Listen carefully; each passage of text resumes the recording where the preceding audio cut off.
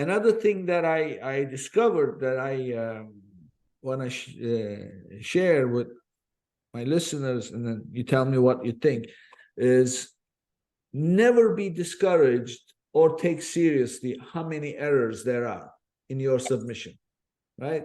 So Yeah. tell us why. Well, because number one, you can always fix them.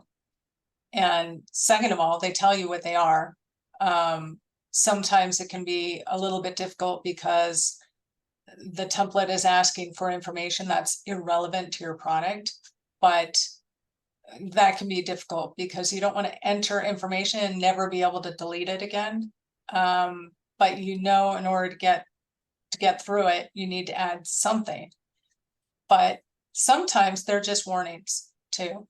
Now, what were you thinking with the What I'm thinking is this. So you're right. There are two types. One is errors. The other is warnings. Warnings, doesn't matter. Your listing will go through with warnings. It's not that important. But errors you have to fix. Without fixing, you're not playing. So what I discovered is this. Let's say that they throw up 8 errors.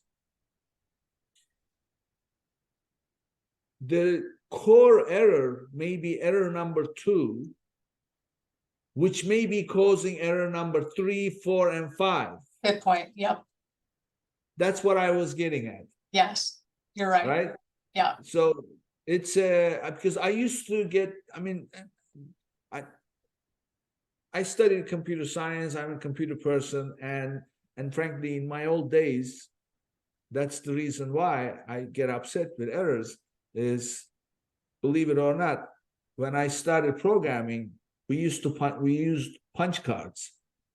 There was no computer, no nothing. So you would write the program on piece of paper and then go punch cards. And then you would take that deck of cards and then hand it over to the computer department, and then they would then come back, process it, and then give you a printout with taped together with the deck of cards. And we would open the output, look at the result. Of course, we're looking to see no errors, no nothing, and there would always be errors. That meant that first of all, we have to go punch new cards and then submit again and come back and forth. That's why I don't like errors. So I have this thing, but these days it doesn't matter. You submit again. So I'm always interested. So at the beginning, I used to get really upset. 8 errors, 9 errors, 12 errors. And then I learned, this is because one thing is causing the other, which is causing the other. So don't be discouraged by how many errors. They may be all linked, right? Mm-hmm. That's a good point. Yeah. And you can just kind of pick those errors off as you go and re-upload it. See, it might be 10 errors, and then the next time it's 8, the next time it's 6. Yeah, exactly. I mean, these things happen, and sometimes you fix one error, submit again, and there may be 5 errors in it, but you fix one and then submit again, and it comes back completely clean. Yeah, so that's right. It's just it's one of those things that you have to prepare yourself mentally. You just keep doing it, but you have to do it methodically. One thing that I always tell all my clients is, every time you submit a feed, always save a copy. Do not make the changes on it and submit again. Always save it as I put version V1, V2, V3, V4, because sometimes things don't work and you may want to revert back to the previous one. So always keep a copy. Always you're submitting a new version every time, even if it's the information is exactly the same, right? That's a very good point. One of the things that I learned not too long ago is the processing report can actually be uploaded as well. So if you make believe it or not, if you make the corrections on the processing report, you can upload that report. However, I don't like to do that because it's undocumented to me. So I want to make sure that I have my own template and I've made the changes in there to address the errors, because you just never know when you're going to need it, like you said.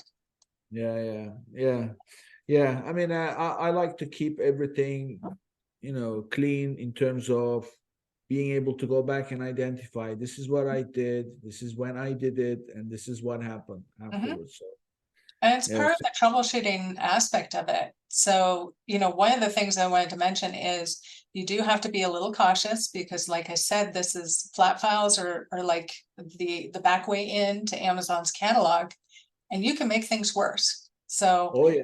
you want to be a little cautious with how you do it and so on and so forth. If it's your first time, you want to have Seller Performance walk you through it step by step by step, and they'll do that. If you're a little more advanced, then you can kind of start being a little more cavalier about the catalog. But in general, you're still messing with the catalog. Well, yeah, I mean, catalog is the most complicated part of Amazon because there's so many different categories, and the other thing that catalog plays a big role in with its structure is the user experience, right? So Amazon cares about user experience and the quality of the search experience, the product, finding experience. These are all heavily influenced by the information that you provide with every listing. And not all of that is available through the interface where you can type things in manually. It's all flat files. So that can ultimately increase your sales big time.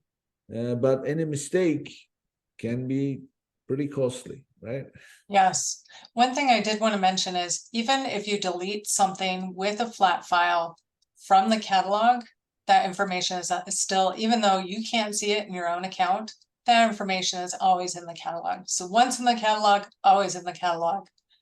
The only thing you can do at that point is change it. Yeah, exactly.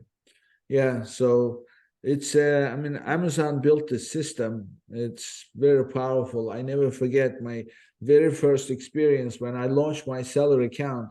Those days you had to do Amazon integration. There was no systems like you have today, or just click here, connect to Amazon, and you're done. So that wasn't available. So you had to install something that they call the Heartbeat. And what it did was basically it kept checking Amazon to see if there was something for you to pick up. And equally, Amazon kept checking if there was something for Amazon to pick up on your system. So they called it the Heartbeat. So what would happen, we would create these flat files and just put it into a folder on the server. And Amazon Heartbeat would immediately see that, oh, there's something here for us, and bang, the file would be gone.